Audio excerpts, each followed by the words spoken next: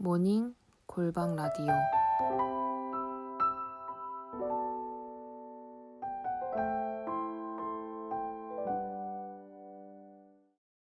여호와께서 말라기를 통하여 이스라엘에게 말씀하신 경고라. 여호와께서 이르시되 내가 너희를 사랑하였노라 하나 너희는 이르기를 주께서 어떻게 우리를 사랑하셨나이까 하는도다. 나 여호와가 말하노라. 에서는 야곱의 형이 아니냐. 그러나 내가 야곱을 사랑하였고 에서는 미워하였으며 그의 산들을 황폐하게 하였고 그의 산업을 광야의 이리들에게 넘겼느니라. 에돔은 말하기를 우리가 무너뜨림을 당하였으나 황폐된 곳을 다시 쌓으리라 하거니와 나 만군의 여호와는 이르노라. 그들은 쌓을지라도 나는 헐리라. 사람들이 그들을 일컬어 악한 지역이라 할 것이요 여호와의 영원한 진노를 받은 백성이라 할 것이며 너희는 눈으로 보고 이르기를 여호와께서는 이스라엘 지역 밖에서도 크시다 하리라.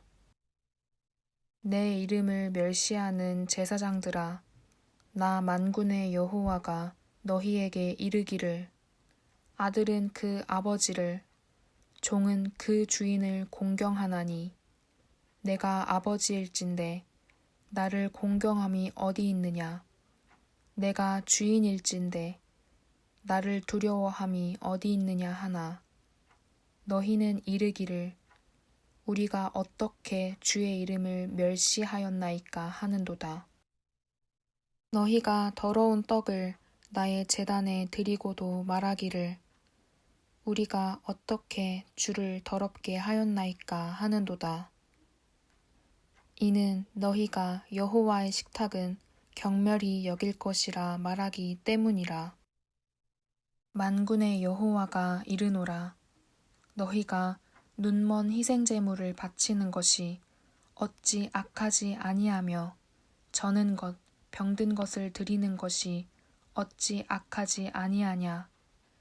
이제 그것을 너희 총독에게 드려보라. 그가 너를 기뻐하겠으며 너를 받아주겠느냐. 만군의 여호와가 이르노라. 너희는 나 하나님께 은혜를 구하면서 우리를 불쌍히 여기소서 하여 보라.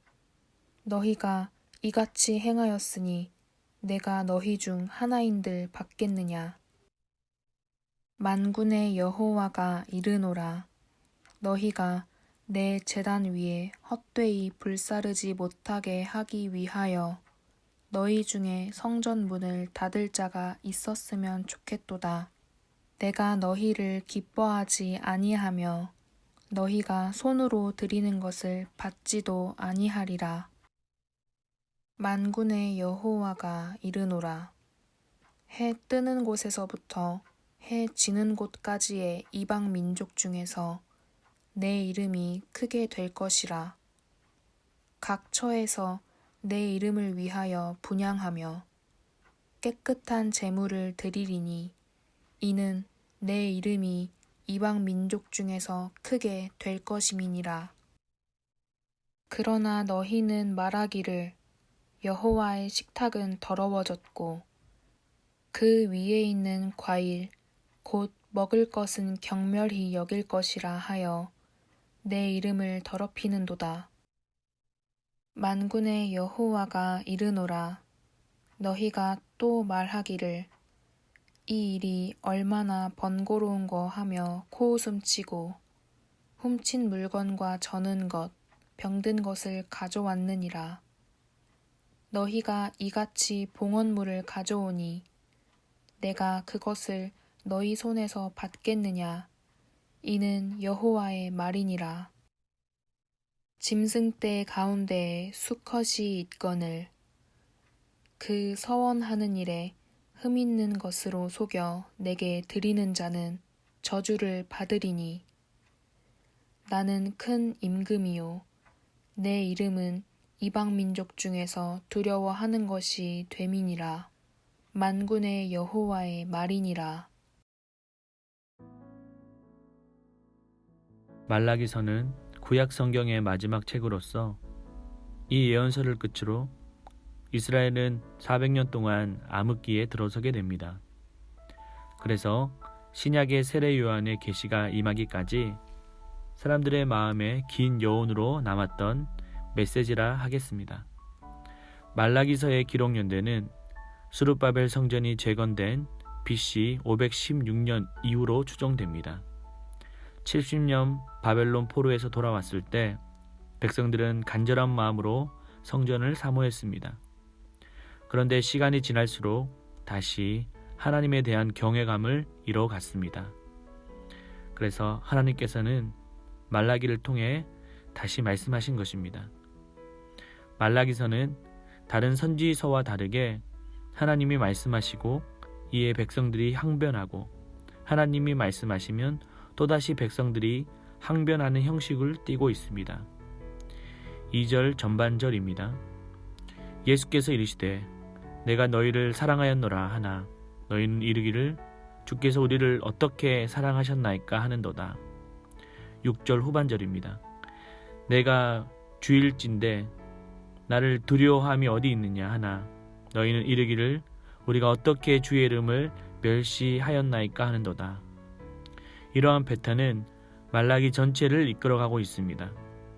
그럼에도 불구하고 하나님은 계속적으로 백성들을 설득하고 계시고 암울한 시대 상황 속에서 희망의 빛을 비춰주고 있습니다. 본문은 이스라엘을 향한 경고로 시작됩니다. 1절 여호와께서 말라기를 통하여 이스라엘에게 말씀하신 경고라. 경고라고 말하면 뭔가 위협적으로 느껴질 것입니다. 그러나 경고는 책망 자체의 목적이 있는 것이 아니라 그 안에 사랑이 숨겨져 있다는 것을 잊어서는 안 됩니다. 그렇다면 하나님은 계속적으로 이스라엘에게 무슨 행동 때문에 경고하고 있는 건가요? 바로 희생제사에 관한 것입니다. 희생제사를 이해하기 위해서는 본문의 배경을 알아야 하는데 말라기는 BC 520년 전후에 기록된 선지서입니다. 본문이 기록될 당시는 70년 바벨론 포로에서 귀환했을 때였습니다. 그들이 포로로 돌아와서 가장 먼저 했던 것은 제사였습니다. 사람들은 바벨론의 압제를 받으며 신앙의 자유는 철저히 유린당했습니다. 그러하였기에 그들은 마음껏 제사를 드리고 싶었던 것입니다. 감사하게 포로에서 귀환하면서 마음껏 예배할 수 있는 것이 축복인 것을 알게 되었습니다. 그래서 그들은 앞다투어 성전을 지었고 마침내 성전은 완공될 수 있었습니다. 그러나 불행하게도 시간이 지나면서 다시 사람들은 느슨해지기 시작했습니다. 예배가 형식적으로 바뀌었습니다. 열정도 식어버렸습니다. 그 증거는 7절과 8절에 나와 있습니다. 너희가 더러운 떡을 나의 제단에 드리고도 말하기를 우리가 어떻게 주를 더럽게 하였나이까 하는도다. 이는 너희가 여호와의 식탁을 경멸히 여길 것이라 말하기 때문이라. 만군의 여호와가 이르노라. 너희가 눈먼 희생 제물을 바치는 것이 어찌 악하지 아니하며 저는 것 병든 것을 드리는 것이 어찌 악하지 아니하냐. 이제 그것을 너희 총독에게 드려보라. 그가 너를 기뻐하겠으며 너를 받아 주겠느냐. 흠없는 제물을 드려야 했던 제사를 백성들은 아랑곳하지 않았습니다. 오히려 자기의 집을 화려하게 꾸미는 데만 급급했습니다. 주님의 전에 대해서는 뒷전이었습니다. 제사장들은 이러한 백성들의 모습을 견책해야 함에도 불구하고 백성들과 은밀한 거래를 통해 눈먼 희생 제물을 받아 주었던 것입니다. 하나님은 참다 못해 이러한 더러운 희생 제물에 관해서 경고를 내리신 것입니다. 말라기를 통해서 주시는 메시지는 무엇인가요? 바로 하나님께 대한 존경심을 촉구하고 있습니다. 사랑하는 여러분, 우리도 모르게 익숙한 예배 속에 하나님을 향한 초심과 열심을 잃어버리고 있지 않나요? 마치 예배를 드리지 않으면 벌 받을 것 같고, 제대로 드리자니 희생해야 될 몫이 많아 어중간한 자세로 예배하고 있지는 않습니까? 하나님이 우리의 태도를 말씀하시는데 핑계와 항변만 일삼는 태도를 가지고 있지 않나요?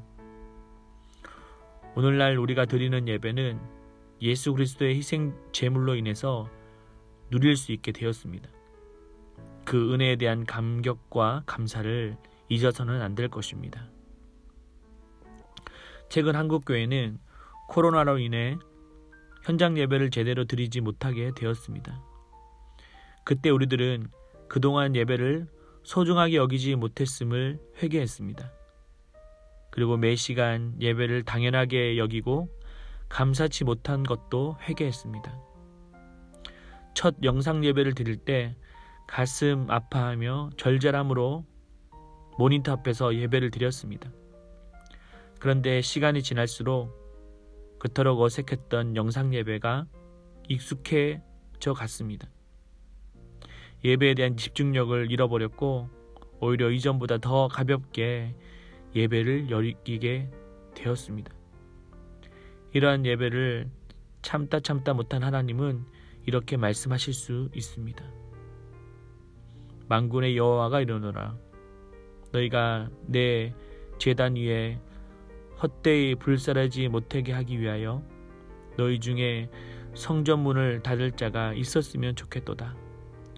내가 너희를 기뻐하지 아니하며 너희가 손으로 드리는 것을 받지도 아니하리라. 10절에 있는 말씀입니다.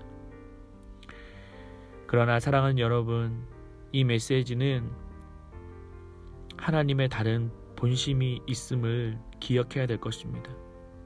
바로 돌이키기를 바라시는 아버지의 마음입니다. 지금 우리가 회복해야 할 것은 하나님을 존중히 여기는 마음입니다. 하나님을 다시 뜨겁게 사랑하는 마음입니다. 나를 존중히 여기는 자는 내가 존중히 여기고 멸시하는 자는 경멸하리라. 나를 사랑하는 자는 나의 사랑을 입겠고 나를 간절히 찾는 자는 만나주리라. 주님 말씀하셨습니다. 다시 한번 주님을 존중히 여기고 사랑함으로 오늘 우리가 당면한 위기와 아픔을 넉넉히 이겨내시기를 주님의 이름으로 축복합니다.